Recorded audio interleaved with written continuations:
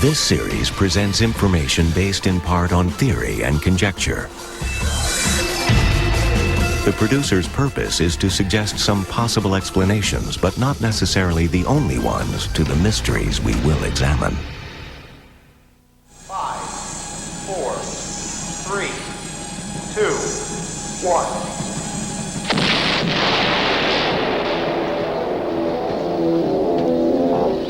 There are people who will do anything for thrills. We call them daredevils.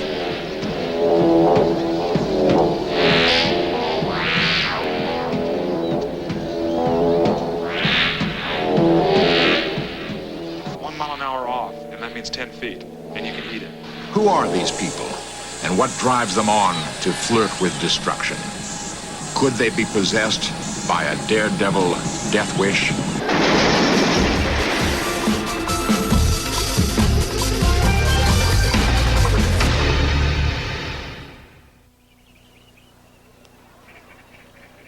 The tower is 55 feet high. The water is 18 inches deep.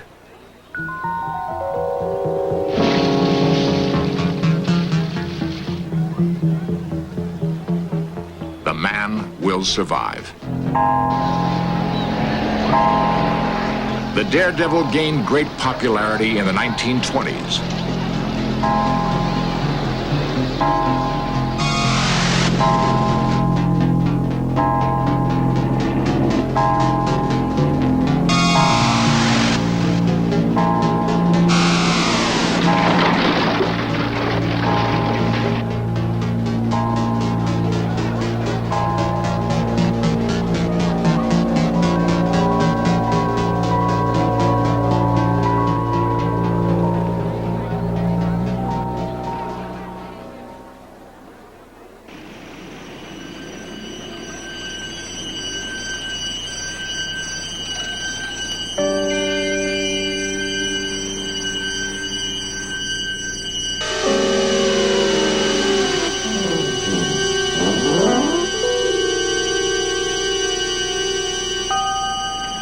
Harry Houdini was the inspiration and the most emulated daredevil of them all.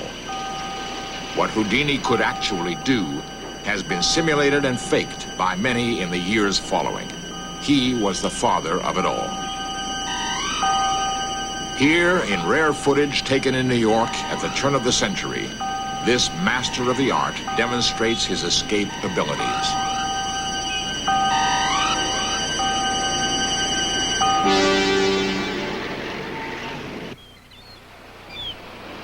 The ability to escape is at the root of all stunts, not out of a straitjacket or trunk or flaming pyre, but from the clutches of death itself.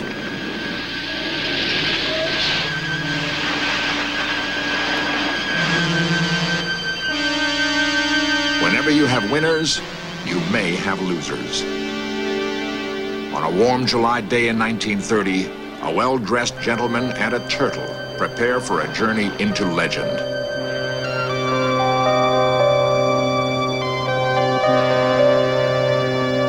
They will attempt a stunt that has almost become the signature of the death wish.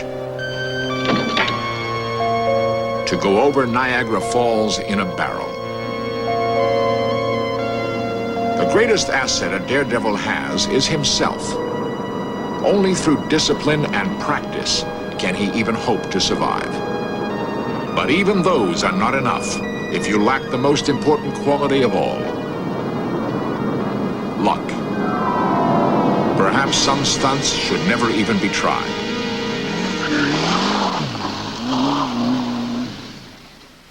What is it that compels a man to go past the boundary of what is safe in order to risk his life? None of the stunts you will see in this program should ever be attempted. They are part of the world of the daredevil, a world where an inch, a second, or a bad reaction can make the difference between life and death. Our quest then is to find out what is the source of the daredevil death wish. At first glance, there's nothing that would separate Pat Jackson from any other 42-year-old housewife and mother. Unless she happens to be on the road.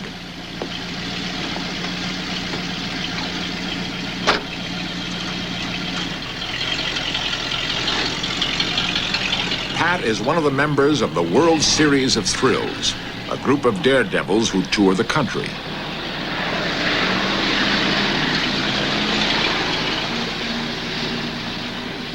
I consider myself a daredevil.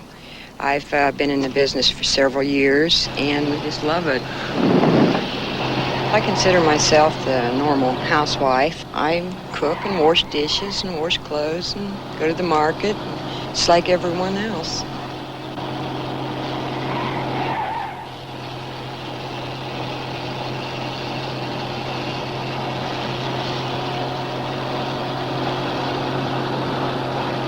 It's very rewarding. It's something different. It's a challenge, and I feel very lucky that I've accomplished something that not very few people do. As the crew sets up her most spectacular stunt, a motorcycle jump through flaming boards, Pat thinks about the danger. I'm always a little shaky before every show. There's a certain element of danger if you lose control of your bike, or if you're not lined up on the ramp properly and crash into the uprights.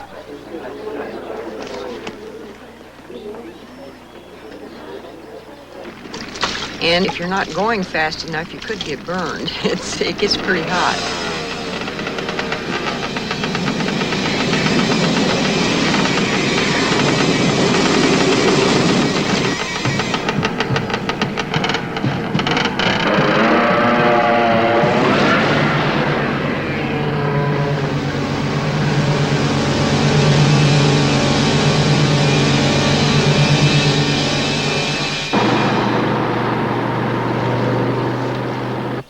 Roger Kober is only 22 years old. His specialty is called the slide for life. You got to keep your heels up and your elbows and your back of your helmet, so you don't hit the ground. If you put your heels down, you can just start rolling. I got a few scratches. I haven't broke any bones yet doing it. If you think about it, it just might happen.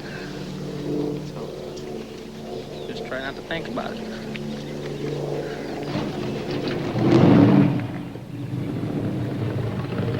As soon as the truck reaches 50 miles per hour, Roger will begin his slide. This time, the unexpected will happen.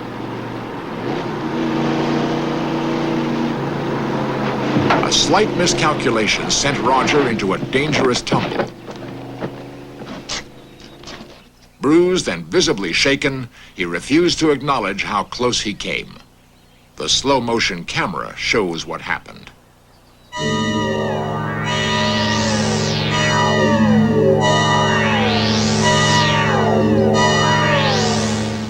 Hi there, I'm Hank Wise. What you're about to see is called the Iron Man. Relying solely on the precise alignment of veteran daredevils Eldon Daniels and driver John Anderson, Iron Man Wise puts his life on the line as he prepares to let more than 2.5 tons of truck drive over his body. Danger is the weight of the automobile that we're using. We're using a truck, so we're coming pretty close to a 5,000-pound vehicle. At one time, I had the truck came off the end of the ramp, broke both the legs. You do something 100 times, your odds start gathering towards experiencing these little difficulties.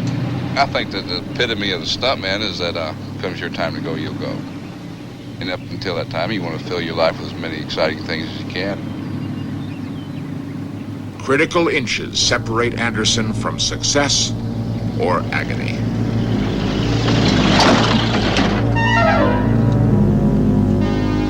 I look forward to telling my grandchildren about the times I've been run over with trucks, and I lived through it. This is a charge that's been set and taught to me some years ago by a man by the name of Johnny King. He perfected this event. It's one that's going to cause quite a bit of noise, quite a bit of excitement, and a real blast. What's going to happen first is the placing of the charge. As you get in to place the charge, you then check your perimeter, be sure everything is clear, and then hope for the best.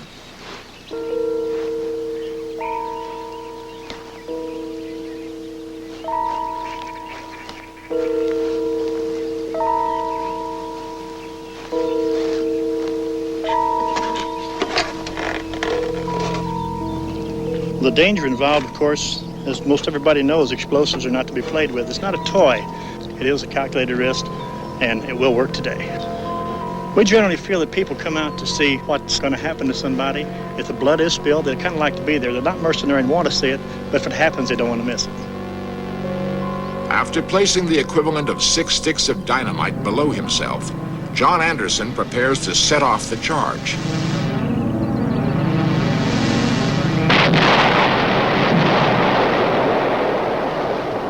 You kind of get a self-sustaining thought that, guys, this is really what it's all about.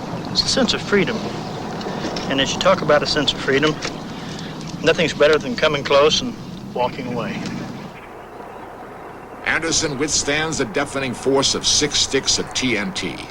He, like the other daredevils we spoke with, seems to exist for the sheer thrill of cheating death. Why? What is the real motive behind the daredevil death wish?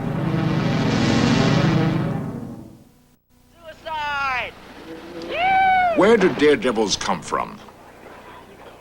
At his school in California, veteran stuntman Jim Kahana trains the daredevils of the future. And though they may call the jump suicide, safety and training are of prime concern. Approach the trampoline with your feet distanced apart so that when you're going to hit the tramp, your left foot will be forward, okay? Then you watch your spot on here, because if you're not watching the trampoline, your foot could get caught here, or when you jump, it could get caught in between the springs. Hopeful to become stuntmen for films, these young people must first learn their craft from the basics up. Without the proper equipment and professional training, none of these stunts should ever be tried. Okay, this is a special harness made for this. How's it feel? All right. And just remember, you guys, you can't do this without this type of jacket. You have to have the special materials and the equipment for these sort of things. Now walk the bike out. Walk it out little by little so you can feel where it's coming to. Keep going. Keep going.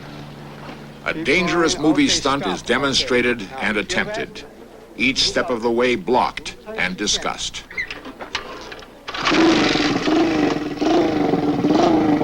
If done incorrectly or without proper equipment, the illusion of being shot off a horse or speeding motorcycle can be fatal. It requires training.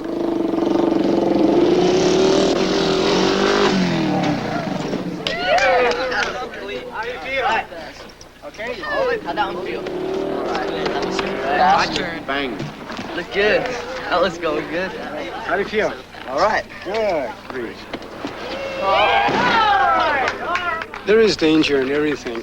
What I try to do is set the stunt up and make the illusion out of it and show them the difference between what you can do without thinking and what you can do with thinking. I'm gonna do a suicide here. Actually, just land on your back and your butt like. But see the difference here, you gotta go a lot slower because it's a distance. You fall, if you go too far, you land on your neck, so I'll give it a shot. Daredevil is a guy that just says, well, let's just go for it. Stuntman nowadays kind of figures everything out and makes it look like an illusion. That's what we want to do with these kids. We want them to know that there's an illusion factor. Children, kids, they have no fear whatsoever. They'll do anything. So what I have to do is try to mold that energy that they have into safety. All kids love to do anything. If they see somebody jumping off a building, they want to do it too. Somewhere in the enthusiasm of these young people, we may find the seed of the daredevil wish. The belief that there is always a way to do what seems impossible.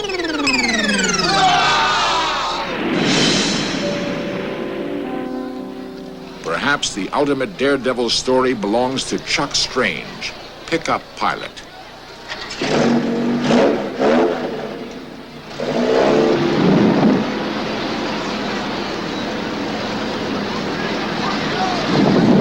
Well, I love the sound of crunching metal. That's what it started out to be. I started off with demolition derbies and really enjoyed it. And I started wanting to be more specialized and have my very own unique act. Nobody was jumping a pickup. They said it was impossible, and I said, great. Next thing you know, I'm flying a truck through the air. flying a pickup is just one of the ultimate stunts. I mean, it's unheard of. You shouldn't be doing it. The very first pickup jump was ramp to ground, and the doctor said I should have died in that one. I landed so hard that they said my spine should have been shoved into my skull, and I should have been a foot shorter, which just ruins their wardrobe.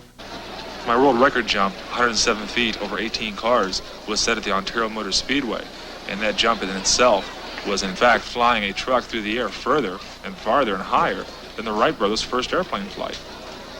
Your lineup is very critical. A bike jumper can look at his ramps and his speed and the whole thing at one time. When you're in that pickup, you've got to look at the speed or your ramps.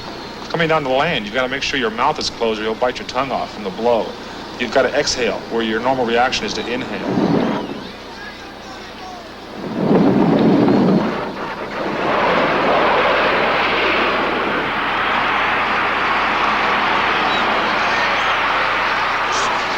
To me, something scary is to go swimming.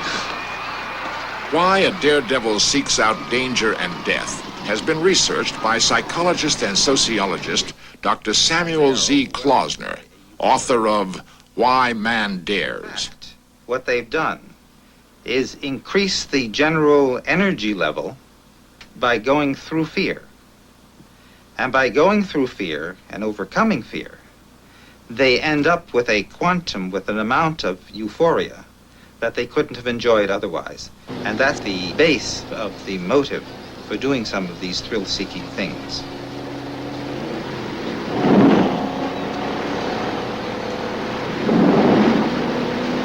They know the thin line between euphoria and horror. I never had any nightmares until that fateful dome crash. And when that happened, I mean, I don't know, it must have taken me at least 6 months. I mean, I would literally wake up in the middle of the night, the usual routine you always hear about, sweating, and I would just relive that crash over and over again. And it was rather horrifying because it was a very spectacular crash. And just to think about it, you know, kind of gives you a shiver. The place, the Houston Astrodome, 1978. On the pass that I made to go up the ramp, the suspension broke, and I just knew I was in trouble.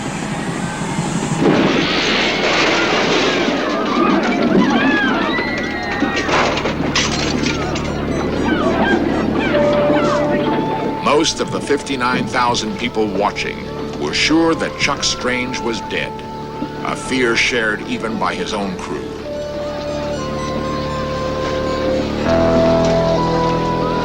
Next thing I know, I was knocked unconscious from a blow to my nose, which broke my nose. It came just that close to cutting my head off. About 30 seconds later, I came to, and your head's down, there's blood gushing out of your mouth, your nose. The first thing you see are your bones sticking up out of your arms. Your elbows are broken. As a result, I was hospitalized for 4 weeks and had to undergo 7 operations, 6 to my arms and 1 to my nose for plastic surgery.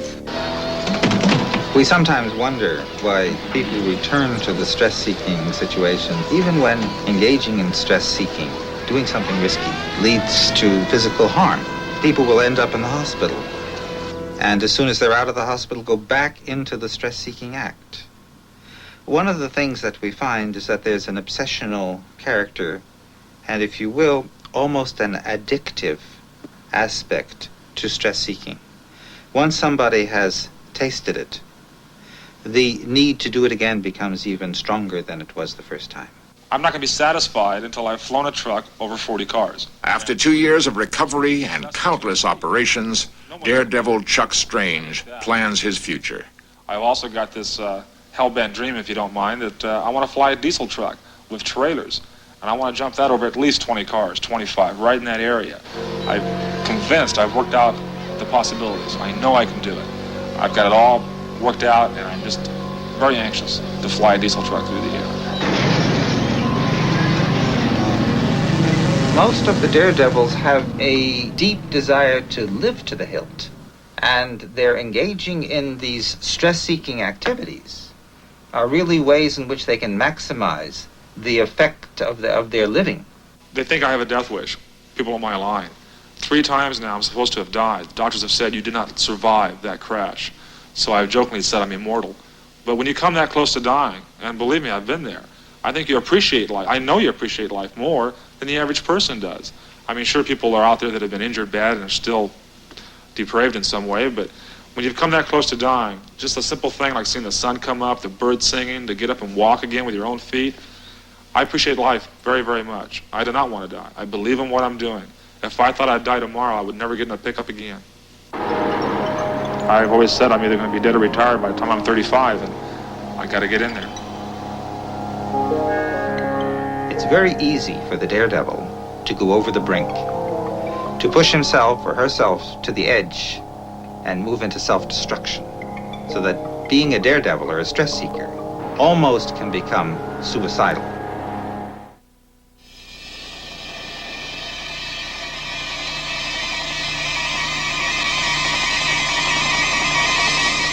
Let us warn the foolhardy. What professional daredevils do, let others not try to imitate. Recognize the dangers for what they are. Daredevils are special members of our society.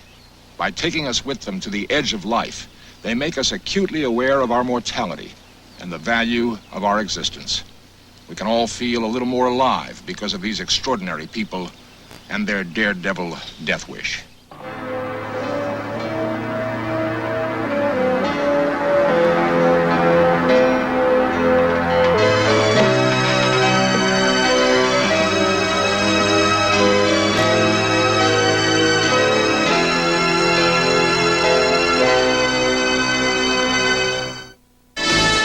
Coming up next, In Search Of continues with an investigation of firewalking.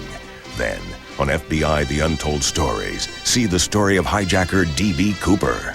And on Sunday night, battle veterans and historians explore in depth the first combat hotspot of the Cold War in the Korean War, Fire and Ice.